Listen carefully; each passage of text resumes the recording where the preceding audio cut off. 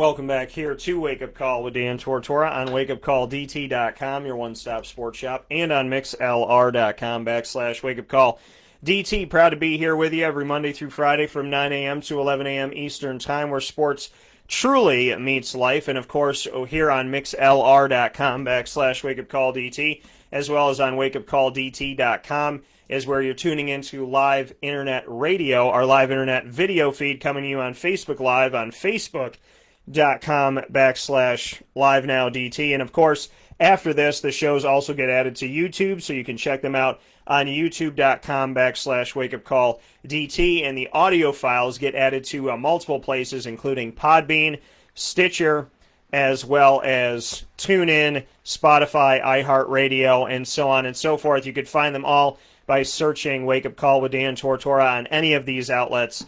And we appreciate everybody that's connecting with the show live, as well as in our audio and video archives.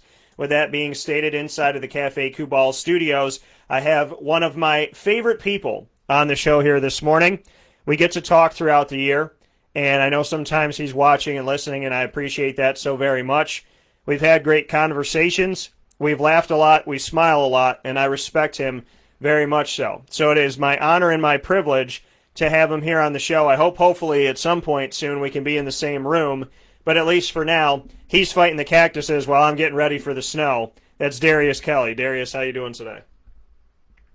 Good, Dan. How you doing, man? Good morning.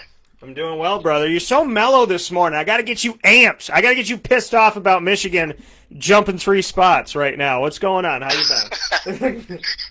I'm trying, man. I'm sipping. I'm on my second cup of coffee. I'm getting there, though. Getting there. All right, you're getting there. You're waking up. You're feeling it. How is Arizona right now? I mean, according to the national media, it has been, the like battleground of Florida and Arizona and California. How is life in Arizona? Is it as crazy and treacherous as they tell us? I mean, you're alive, so that's good. So what's the state of Arizona? What's it like right now as opposed to what we hear? I'd say it's pretty good, man. I mean, obviously going everywhere, there's lots and lots of precautions being taken. Yeah. Through this time. From what I can see from me and, my guys and what I'm doing right now, we're all healthy. Everybody around me is healthy. I'm not sure what's going on in the northern parts of Phoenix, but Arizona, but here, everybody around me is pretty healthy for sure.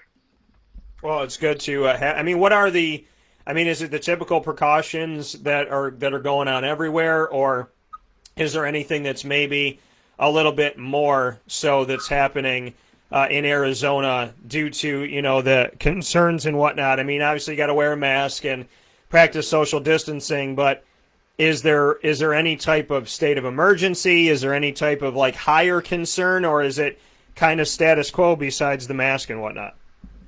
I say it's right. It's right there.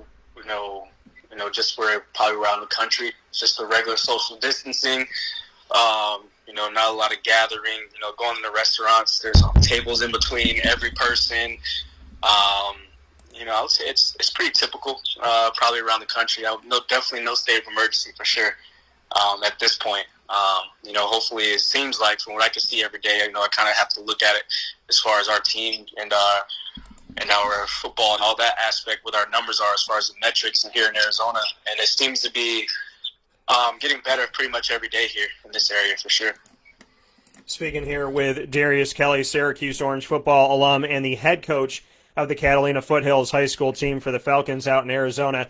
You got to release your schedule, and the concern is, of high schools all around the country because states are making individual decisions, and we're seeing governors make decisions that people are really happy with, and in some other places making decisions where people are really sad and frustrated and whatnot. Bring me into being a head coach and trying to figure out, what's going to happen. You don't have any control over it, so you want to get your guys ready and prepared and whatnot, but bring me into, finally getting that schedule and that reality that you're going to have a season later on this month. We're going to see you playing in games, God willing. Just, what you can tell me about, everything you've been through and kind of navigating through this as each state has had to deal with an individual governor making a decision.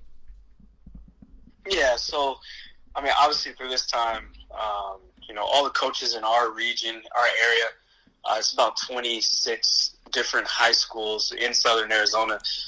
And, through this time, we really, really are fortunate to have be going into a football season. Literally up until, I would say, about a month, not even a month, about 3 weeks ago, we weren't having a season here in southern Arizona. All the ADs, all the superintendents were all together and pretty much said we're just not going to do it. And, there was a lot of petitions that went around, lots of parents, lots of players, and pretty much every single one of those coaches, we wrote a letter, kind of, mapping out how we were wanted to plan to do it, how we wanted to keep everyone safe, and how we wanted to try to get things done. And literally, to our surprise, a couple of days later, I get a call from my AD saying that, hey, I need a plan of attack for what we're going to be doing for football. So, we're super fortunate because, like I said, 3 weeks ago, it was a no-go, especially for our school district in the Foothills. And, I'm just happy for our seniors to be able to have the opportunity to play because, I look back at, my senior year, not playing my senior year due to injury, and having something like this would have definitely been unfortunate for those guys. I mean, they deserve a chance to be on the field. They deserve, everything that they've worked for over the past 4 years, and, I'm glad that we're having a chance to. Right now we don't know what can happen within the next exactly a month from yesterday or Monday, from today or whatever, what's going to happen. So a lot can change. We're just happy that, those seniors and those junior guys, they get a chance to just at least be on the field and be around their peers again. Because I know that was definitely an unhappy time for them being stuck in the house and, not being able to do anything active. And, I'm just happy that they're having the opportunity just to be on the field and be around their peers again. That coming here from Darius Kelly, a Syracuse Orange Football alum at strong safety, as well as a head football coach at Catalina Foothills High School in Arizona. For you as a coach, Darius, I mean, you're an extension of of their family. You're a big brother. You're a dad. You're an uncle. Whatever you want to call it, you are someone very special to these young men, and you were in a position where you had no control over what was going to happen. How have you navigated that? How have you handled that, knowing that these kids rely on you and you could only do so much with your hands being tied? Yeah, I mean, like I said, it was tough because obviously you're gonna have the families who are totally against it, and you're gonna have the families who are all for it, and you're gonna have the in betweens. So you kind of have to ease minds as much as possible. There's risk to every single thing that you're going to do in life, regardless of what it is that you're going to be doing. And, it was tough. I mean, we had meetings with our players every now and then just to keep their minds kind of focused and say, hey, if we have a season, still just be ready to go. And, that was just the biggest part, is just trying to keep their minds focused and not just, totally exit out of their brains and kind of move forward without thinking that things are going to happen. Because, like I said, there's always going to be a chance. There's still just a chance, nothing in stone. But, literally just keeping their minds, focused and at ease as much as possible, especially with, the families who are a little bit worried and a little bit, not at ease about the times that we're in. So that was definitely a tough time, trying to keep everybody's mind at ease for sure. Yeah, and you having to navigate through all of that and help families to kind of know, and the people that want to be in it. And I mean, do you have any issue of families saying, I'm not going to have my kid play, and then you having to next man up approach? Are you dealing with any of that? Oh yeah, for sure. I'd say we had probably about 10 guys not returning this year because of the times. A couple of key players, so that kind of hurts. Just because their family situation, it wouldn't be safe for their families to, they feel that it wouldn't be safe for their family if their son was, in contact on the field and, with other players. And, which I understand. I'm definitely not going to hold any hard feelings against anybody, through these times. I'm have the same risk that they're taking, and, I am here for the guys that want to move on, and guys who want to play, and guys who want to do all those things. And even for the guys who don't, who their families are deciding not to, I'm still going to be here for them and still, be there to listen and be there to get them through any situation that they're in. But we definitely have ran into that situation with a couple of key players not being able to, attend just because of their family situations and the risks that they'll be taking. So that's a challenge. Corona is a challenge. Finding the next man up is a challenge. What can you say about accepting that challenge as a head coach and having your schedule now, having to navigate without some people that aren't going to be there on the team? What has that done for you, and how has it challenged you, and how has it invigorated you to be a better head coach? Oh, it definitely has challenged. We have had to, we've been on the field for 3 weeks now. We had to really push forward our young guys to really have to step up and be leaders. I really had to, this year, the one thing I focused on the most is just pure our discipline on the field. Because I've been watching a lot of football, football that has started so far at every level. And the one thing that I've noticed was just kind of the discipline and just the little fundamentals that have been missed through this time. And, for me, it is kind of focused and make me realize that being able to sit back and watch some of the other teams play, that, we have to be more disciplined at every aspect on the field at all times. And I have to be a more disciplined head coach when it comes to making decisions on every aspect and making decisions on what guys have to go in here, what positions the guys have to be in, and, putting guys in the right positions. And, it's made me focus a lot more on the finer details. Because like I said, just watching games at every single level, it has solely been discipline and fundamentals. And it's been those key things being missed that I know is just solely because of not having a lot of time. So we have really, really pushed the discipline aspect, and especially while they're being tired, and challenge them while they're tired to make sure that they focus on what we have to get done. And I'd say that is definitely something that we stepped up on. Instead of just focusing more on the X and O's, just focus on the discipline and keeping things simple. And we should be fine if we focus on those things for sure.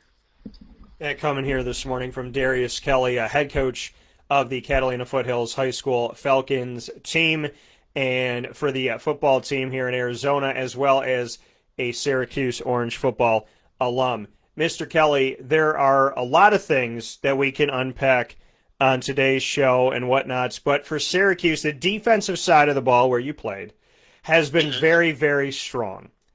And it's unheard of in recent history that Syracuse would go 3 games and have an interception in every single game.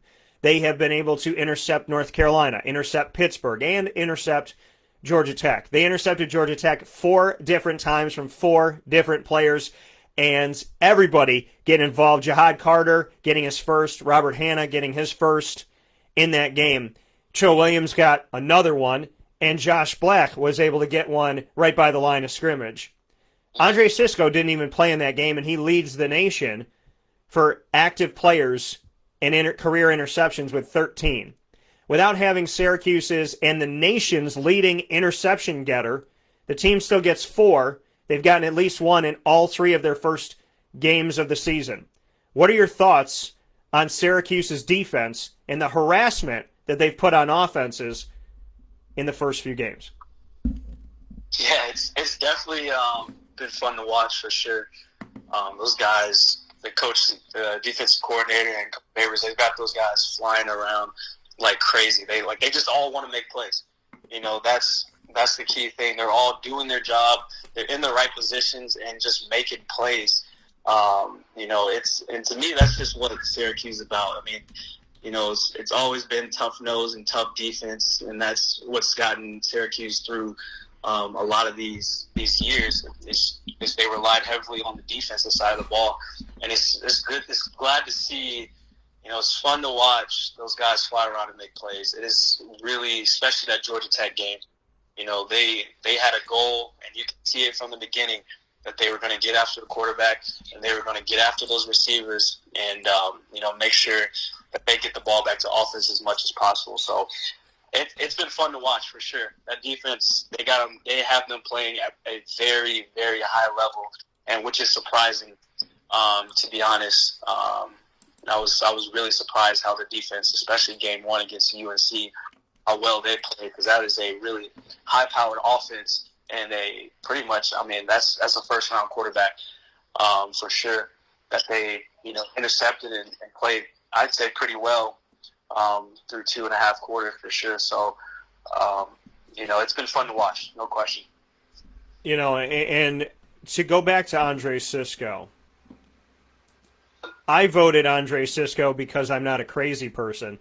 I voted him to be All-ACC first team. I did that because he's good. Really, really good. Like, leading the nation good. Preseason-wise, he gets respect from some places, but in the ACC first team, there's less than 200 of us that vote, and I don't knock anybody for their vote because their vote is their vote, and you vote your conscience. I don't vote for Syracuse players because I was born and raised in Syracuse. I vote for Syracuse if and when I believe that those players should be somewhere on the list. When I asked Dino Babers about Andre Cisco after week one, he said, "You mean the same Andre Cisco that wasn't voted to the first team of the ACC this year? That Andre Cisco?" Yeah, I think every team's got one of those guys lying around. He was pissed. I am too. Defensively, for the ACC preseason first team, Asante Samuel and Darian Kendrick were voted as corners, and safeties Paris Ford and Hamza Nazarildine. I might say it wrong. I'm sorry. 2 guys from Florida State. 2 guys from a team that is also 1-2 that had to come back to defeat Jacksonville State at home in Tallahassee.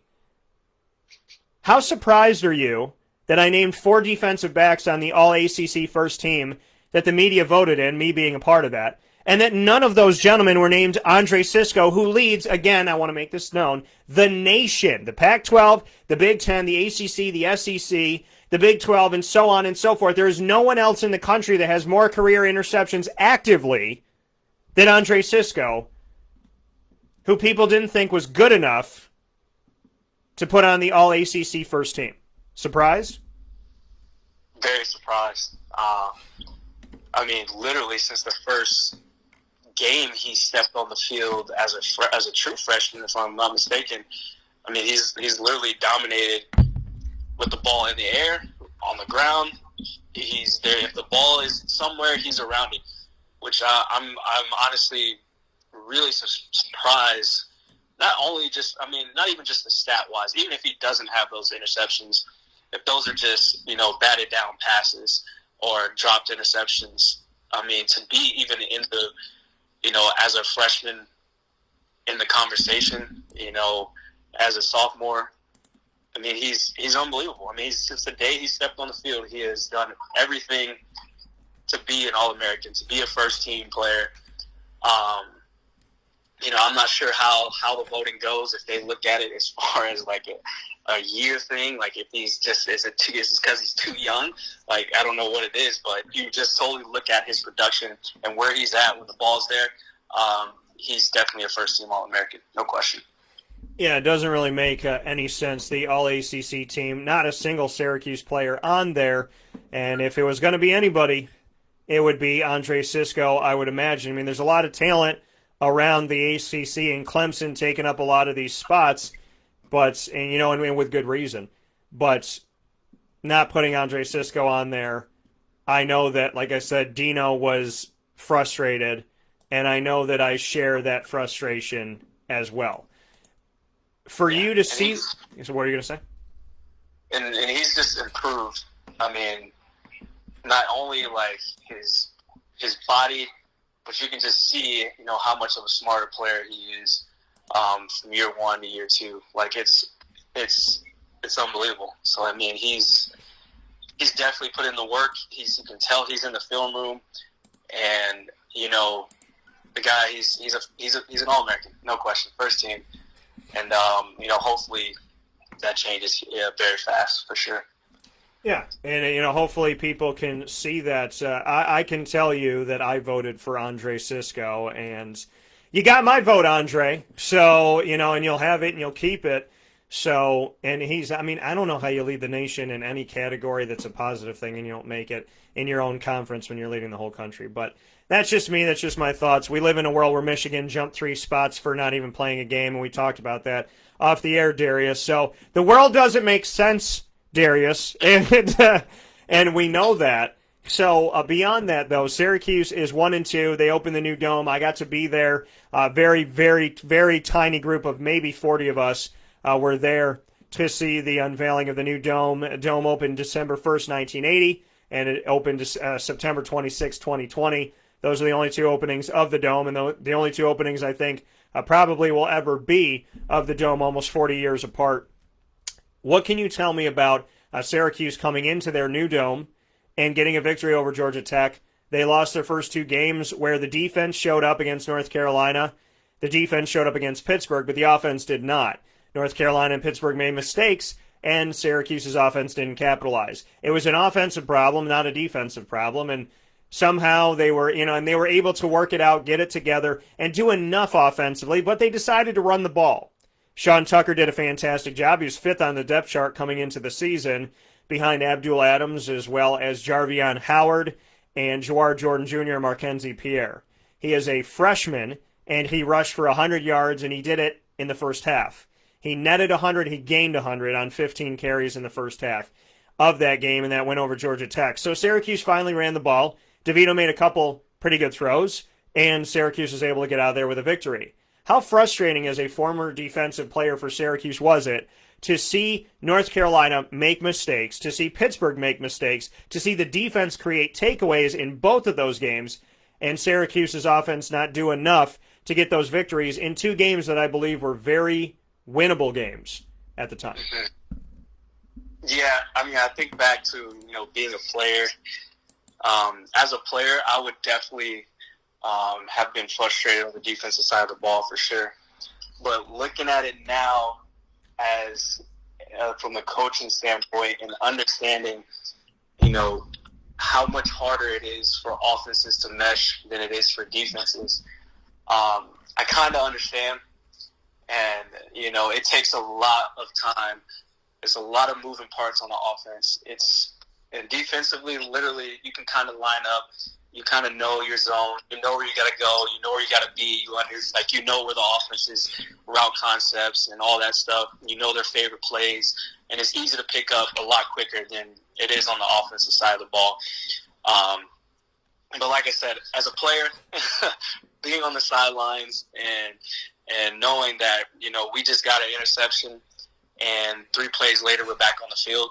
I've been through that as a defensive player at Syracuse, and it's not fun. But looking at, the situation and the time that they had together and the times that it took for them, to kind of mesh, it's a lot harder. And I understand it, and I get it. They finally, picked it up against Georgia Tech, and they finally started. You can see kind of the connections starting to, kind of go. Not as many overthrown balls, not as many, not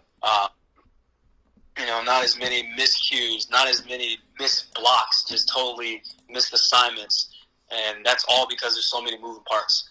And and I get it, and it's hopefully this bye week, they really got a chance to kind of mesh a little bit more. Because not having that time, I know for sure offenses it's just going to struggle, no question. Speaking here with Darius Kelly, Syracuse Orange Football alum, as well as the head football coach for the Catalina Foothills High School Falcons team in Arizona. Darius, you hit on a couple things, and I want to go first to the defensive side of it when it comes to, like you said, grabbing an interception and then turning around and being like, oh, there's a 3-and-out, like we're going back on the field already. I don't blame Syracuse's defense for the 31-6 loss to North Carolina. I think if you just look at the score, I think, people think, oh wow, the defense didn't show up. But the reality of it all is that was a 7-6 game for a while. It was a 10-6 game for a while, and the doors blew open, later on in the game. So, and then in the game against Pittsburgh, Syracuse's defense was on the field a full 9 minutes longer than the offense was, almost an entire quarter. They were out there, on the field.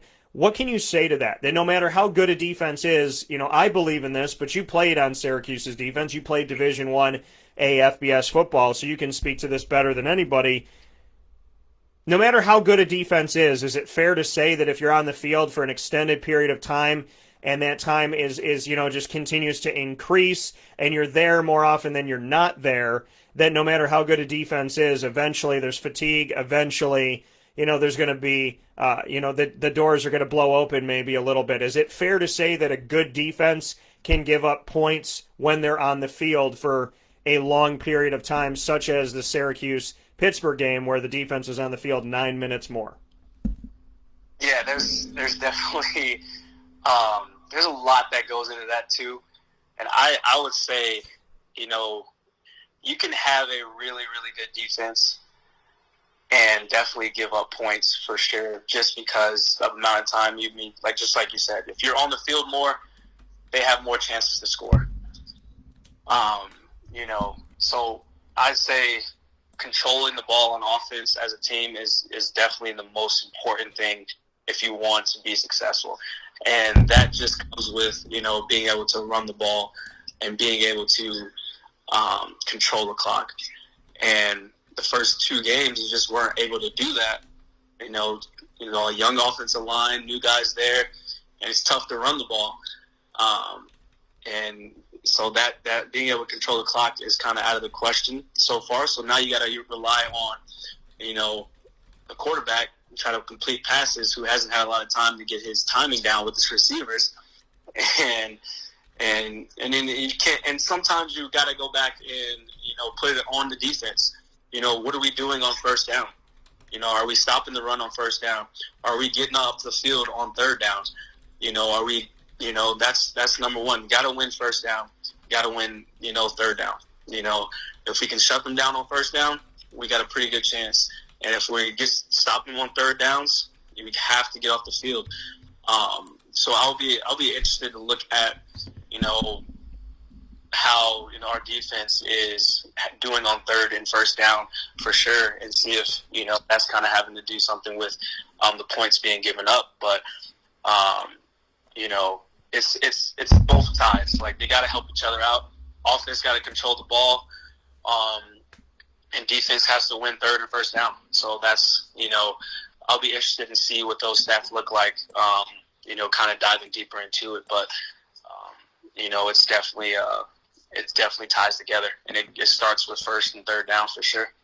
Speaking here with Darius Kelly. Darius, before we round out today's conversation, you brought up the bye week. This is another thing that you've experienced at Syracuse as a D1 player. Syracuse is coming out of a bye week, and it's right after they got a win. Give me the positives and the negatives of a bye week, and just what, going into it and then going through it, coming out of it. Bring me in positives and negatives of a bye week. And then secondly, when you win and then go into a bye week, is that good or bad? Yeah, I guess it depends, really. I say the pros of having a bye week is you get healthy, you get Andre Cisco back on the field. You get, guys, you get more time to, install some new plays. You get time to really break down the other team as much as possible. You get a chance to really, just dive in on everything that the opposing team has to offer, and you get to go back, even a couple years and see exactly what that team has been doing, and that's always going to be a plus for a team, and that part is exciting. But obviously the cons when it comes to a bye week is you're not getting in game shape anymore. Like you're now back into that kind of a camp mode where the conditioning is not the same as the game, and with them being finally starting to mesh at that Georgia Tech, being at that high point, it probably would have been good for them to get another week of game speed and game contact and all those things, because it's tough to simulate game speed, especially when you have a lot of young guys on the field, as Syracuse does. It's tough to really make those practices competitive as a game situation. So, it's tough. It's a fine line, especially with coaches. It's tough to where you want to push them, but you definitely want to get them fresh and get them healthy. But, with it being so early in the season and and them not having as much wear and tear through camp, for me, I would push these guys through this bye week and make it as much as a tougher practice as possible, just because of how fresh their legs are and how much we're behind, with everything that's been going on. So, it'll be interesting to see how they come out this bye week, just because, you never know. You never really know how you're going to play or, come out of, just not having that game speed is important. So, for me, I would push them really hard this week. I would have pushed them really hard this week just because of how fresh their legs are and how much time they didn't have this summer and through camp. So that's just me. Fair enough. I know if I was on the team right now, I'd be going up to Dino saying, let's practice every day. Let's do everything that we possibly can, because we obviously are not where we need to be. We didn't have spring ball. We didn't, have a full fall. So let's give it all we got and let's keep going. Now let's rock with it.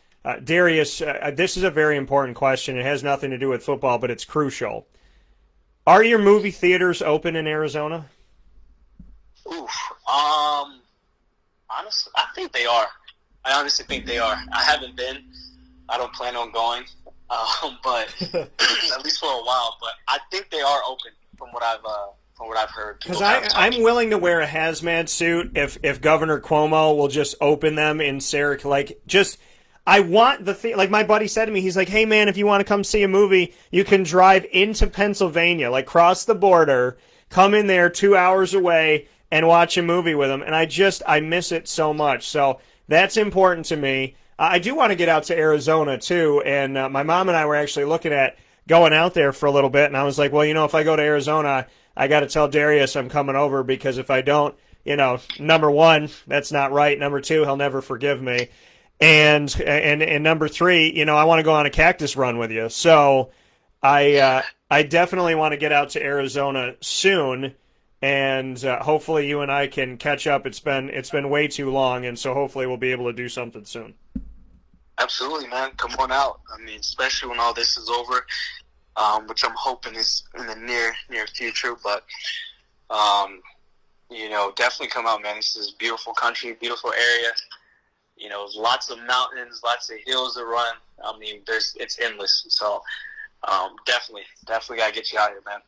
Well, I'm looking forward to it. And Darius, congrats on your season. I bet you got one, and I know you're going to do your best with it. I'm just happy that the kids have an opportunity to play. So, a big shout out to you and to all the kids out at Catalina Foothills. And as always, I never really truly know how to say goodbye in our segments because it's always a see you later for me, and I always appreciate our time together. So I'll look forward to talking with you soon, and don't be a stranger as always, and hopefully y'all stay safe and stay healthy out there and get your season going, and I'll look forward to talking with you soon. Absolutely, man. You stay safe as well, and best of luck this week to Syracuse, and stay safe, stay healthy out there, man. All right, brother. I'll talk to you soon. All right. Take care. All right. That coming from Darius Kelly once again here on Wake Up Call with Dan Tortora, where sports truly meets life. We'll take a step aside for a fast break. When we come back, we have a special Q&A with Coach Q and Tiana Magakahia will be joining here. I had the opportunity to speak with them in a Zoom call thanks to Syracuse University and the athletics department, and I will be able to share that with you right after this on video and audio on the return of Tiana Magakahia. Not all bad news in 2020. I've had a lot of good news in my life. And Tiana, not only is she through her cancer treatment, but she'll be coming back to the court. And I am so very excited to see this moment. So, with that being stated, we'll take a step aside for a fast break. We'll be back with Tiana and Coach right after this.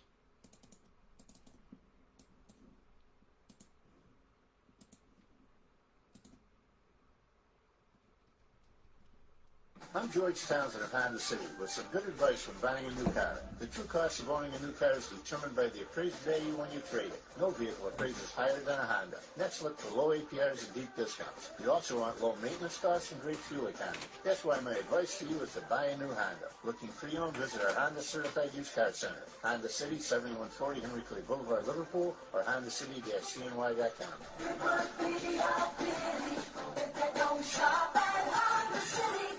This is Jimmer Sikowski, owner-operator of Chick-fil-A Cicero, 7916 Brewerton Road in Cicero, right in front of the Home Depot. I had a deep feeling that God wanted me to do something bigger with my life and to help people, help others. I kept putting Chick-fil-A in my life, and I realized as I was going through the franchise selection process that positively impacting the lives of others was really core to what we do here at Chick-fil-A. First of all, it starts with the food. The food is brought in fresh daily. We bring in local produce. We prepare to order in the kitchen. We hand bread our chicken. We hand spin our milkshakes. It's great food. It doesn't taste like fast food. I think the second thing is the way people feel when they come in a Chick-fil-A restaurant. It's different.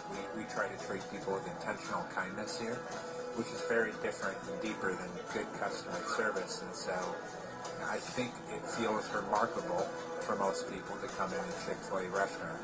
And then lastly, the impact that we try to have in the community is very different. It's a big part of the expectation of every operator of a Chick-fil-A restaurant is that they're actively engaged in their community, they're a leader in the community, and they're making a difference. When they realize that what we're striving to do is to shine a little light in their life, that's a very different experience than you will have in any other quick service restaurant. And it's that remarkable experience that I think people will emotionally connect with.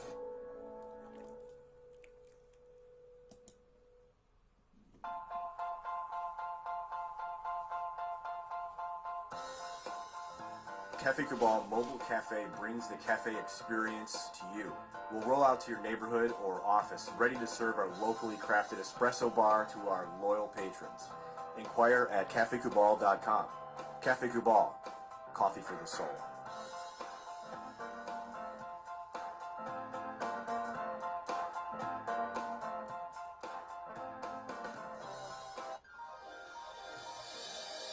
Ma and Pa's Kettle Corn and Popcorn Factory, located on 201 7th North Street in Liverpool, is home to over 40 flavors with more than 200 flavors in their total wheelhouse. Sky's the limit for this sweet and savory Central New York company. Keep it local at your parties, fundraisers, wedding showers, baby showers, and more by calling 315-450-MA-PA.